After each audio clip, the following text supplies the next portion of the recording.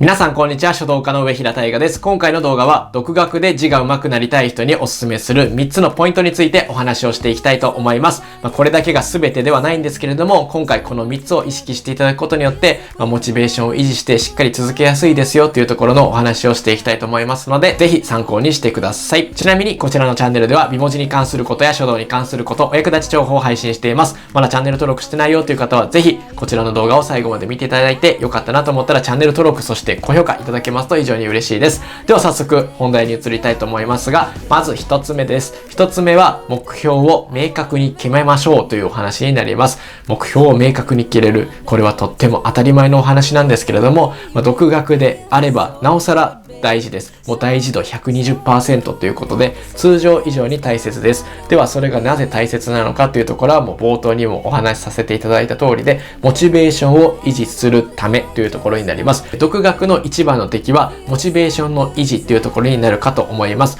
やはりですね、教室に通うとかどこかに習いに行っていると、必ず1週間に1回であったりとか、2週間に1回であったりとか、必ず行くタイミングってありますよね。そのタイミングがあるからこそ足を運んで字を練習してっていうきっかけになると思うんですが、独学だといつでも練習できるっていうメリットがあるんですが、一方でそれはデメリットになります。いつでも練習できるからこそ、今日はやらなくていいやっていうことにつながってしまいますので、目標を明確につける、そして書くっていうことが大切になります。そして書くだけではなくて、しっかりとですね、張り出してあげることが私は大事かなと思っております。というのもですね、やはり目に見える箇所にないと、もう人っていうのはすぐに忘れてしまいますし、もういいやっていうところで習慣化にならないというところ、習慣化できないというところがあります。なのでそうならないようにしっかりと目標を立てたら、もう玄関、トイレもお部屋どこでもいいんですけれども、貼ってあげるようにしましょう。ちょっとね、レイアウトが悪くなって見た目が悪くなっちゃうので、あんまり貼りたくないよっていう方もいらっしゃるとは思うんですけれども、ぜひですね、貼ってあげるといいなと思います。そして目標の組み方なんですけれども、目標がですね、字が綺麗になりたいにしない方がいいなっていうのが私の意見です。それはなぜかというとなんですけれども、やはりですね、字が綺麗になってこういうことをしたい、だから練習するんだっていうような方向にしてあげた方がですね、しっかり続きやすいからというところになります。私の経験でっていうところのお話なんですけれども、やはりですね、そういった形の目標組みをした時の方がしっかり続けることができましたので、もしよければそれ参考にしていただいて、例えばご祝儀袋きれいに書きたいから筆ペンをやるんだみたいな形で一つ上の目標を組んであげて、そのために練習をするっていうことにしてあげた方がいいかなと思います。本を全部終わらせるとかでもいいんですけどね、購入した本を終わらせるみたいな形でもいいんですが、とにかくですね、なぜ練習をするのか、何のために練習をするのか、そういったところをですね、明確にしてあげるといいと思います。ということで一つ目は目標を明確に決めるというお話でした。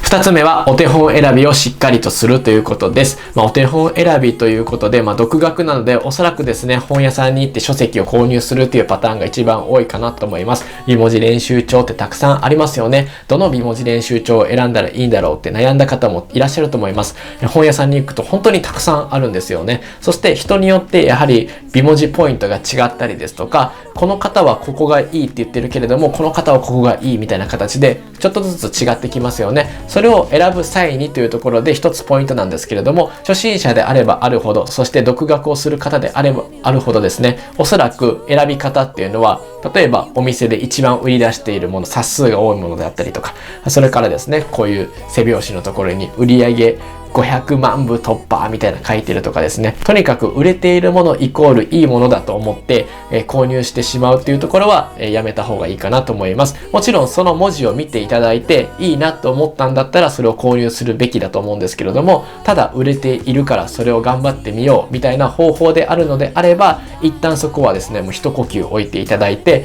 自分自身が憧れるような文字を書いている方の書籍であったりとか、書籍じゃなくてもいいんですけれども、お手本というものを手に入れていただくことが大切かなと思います。そしてできればですね、ボリュームしっかりあるものにしていただいて、毎日続けられるようなものにしていくといいんじゃないかなと思います。本によってはですね、この部分コピーして何度も繰り返してくださいねって書いてくださってるものもあったりするので、そういったところを選んでですね、コピーして何回も何回も繰り返し練習できるようなものにしていくといいんじゃないかなと思います。ここで何が言いたいかというと、安易に売れ行きであったりとか、誰々がいいって言ってたからっていう理由で選ぶのではなくて、自分自身がまずは目で見て、そしてこの文字になりたいっていうところを見つけていただいて、そして自分が掲げている目標に近いもの、それを選んでいただくということが非常に大切なのかなと思います。そうすることによってですね、もうこのポイント1、2、3ってもう何をお伝えしているかというとですね、もう結局モチベーションを維持するためにどうすべきかっていうところ、ここになってきます。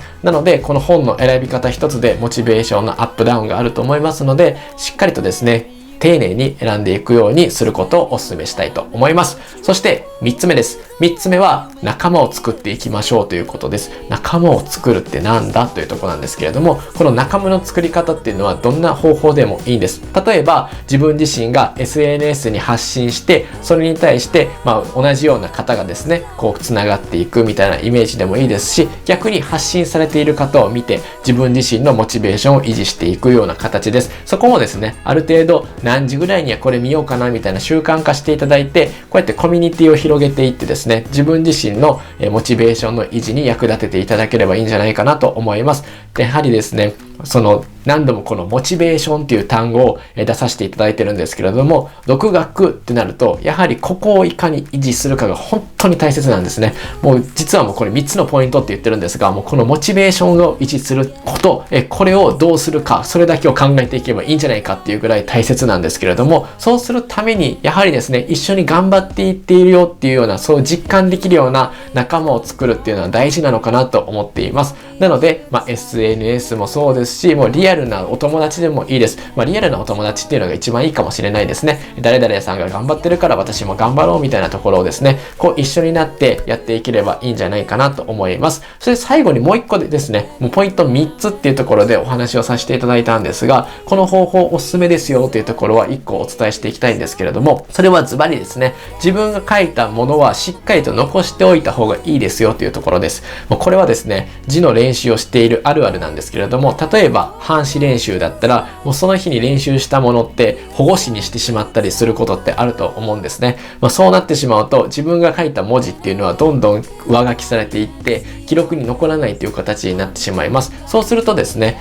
目に見えづらくなってしまうっていうことがあります。目に見えづらいとですね、成長が分かりづらいので、その日に書いたものはしっかり日付を書いてあげて、そして記録していくっていうことを私はお勧めします。そうすることによって、例えば将来1年後でも2年後でも見た時に、自分って昔こんな字を書いてたんだな、今って成長したなって思う部分もあると思いますし、逆にですね、昔こんな字が書けてたのに今なかなかうまくないじゃないかと、もっと自分を戒めようみたいな、そんな使い方もできるのかなと思いますので、そういった意味でですね、その日に書いたもの、そしてもう1枚でもいいので日付書いてしっかりとファイルに残しておいていくということをお勧めします。そうすると思い出にもなりますし、非常にいいんじゃないかなと思います。ダイエットみたいに数値化が簡単にできればいいんですけれども、そういったものでもないので、記録を残して比較してっていうところを繰り返して、成長を実感していただければいいんじゃないかなと思います。というわけで今回はですね、独学で字が上手くなりたい人が意識すべき3つのポイントというテーマでお話をさせていただきましたが、